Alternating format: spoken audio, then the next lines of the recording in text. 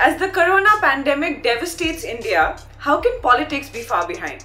This holds especially true for Bengal, where the government's general dispensation to COVID testing and related data has been largely cagey. As is obvious, this has opened up the Mamata Banerjee-led Trinamool Congress government in Bengal to attacks from the BJP and the central government. In the state, the issue has reached a point of escalation after the central government sent two teams called the Inter-Ministerial Central Team or the IMCT to visit and report back on how the lockdown is being followed in the state. The teams were to visit certain hotspots chosen by themselves to take stock of the situation. Now, these teams were sent to Kolkata via a special Air India cargo flight without any consultation with the state government, says Mamata Banerjee and company. In a letter that Chief Minister Mamata Banerjee wrote to Prime Minister Modi after the teams arrived in Kolkata unannounced, she called the centre's concerns and the places where the teams are expected to visit as devoid of any facts. While the Trinamool Congress might be playing victim now, the fact is that Bengal's response to the COVID-19 pandemic, which started high on optics,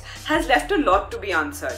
And the government's public botch-ups have not helped the state's perception either. On paper, Bengal responded to the corona crisis before the central government did. The state was put under lockdown 2 days before the nationwide lockdown came into effect. In the subsequent days, Prashant Kishore ensured that the Chief Minister was not letting a good crisis go to waste. Suddenly, Mamata Banerjee was holding daily press conferences, conducting surprise visits to hospitals, drawing perfect circles on market roads so that people could maintain social distance. And oh yes, all of this while the Trinamool social media team channeled its inner Van Gogh in order to put out images of Mamata as the next Indian superhero. But just when we thought this was all too good to be true, guess what? It was. It started when the state government raised eyebrows by not issuing their daily medical bulletin for 2 consecutive days on the 2nd and 3rd of April. This happened right after a press conference by a team of government doctors who put the number of COVID-related deaths in Bengal at that point at 7. Barely 2 hours after this press conference, the Chief Secretary retracted the numbers and put the number of deaths in the state back at 5.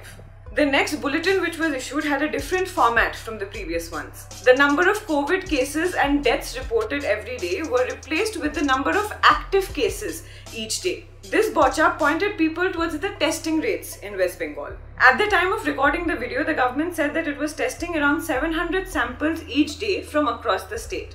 Now compare this to the Brihan-Mumbai Municipal Corporation or the BMC, which is testing over 1200 people per day only in Mumbai for the last many weeks. While this was on, reports emerged from doctors across the state complaining about lack of safety kits while at work. Many even wrote to the Quint saying that they were being supplied torn raincoats instead of PPE kits. To make their dealing of data even shadier, the Chief Minister announced that whether a death can be classified as a COVID death or not will be decided by an expert audit committee which will rule out comorbidities. This has been widely criticized as an attempt by the state government to keep their numbers low.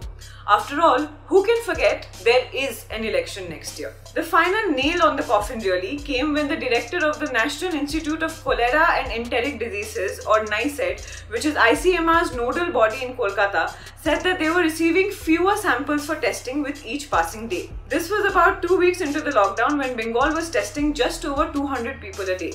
Amidst all of this, the Trinamool as well as Mamata Banerjee have reiterated over and again that the centre owes the state funds. One particularly strong allegation was that the ICMR was sending the state government faulty kits which threw up a lot of inconclusive results that needed repeat or confirmatory tests. This claim by the state government was also backed by the NICED, which said that there was a problem with the standardization of the ICMR kits. This of course has not deterred the BJP IT cell, which has had a field day with all of this information. While IT cell head Amit Malviya launched the attack against the Bengal government, his minions took over the internet with memes saying that Mamata Banerjee had a problem with the centre's PPE kits because they were yellow in colour and not blue, which everyone knows is Mamata's favourite colour.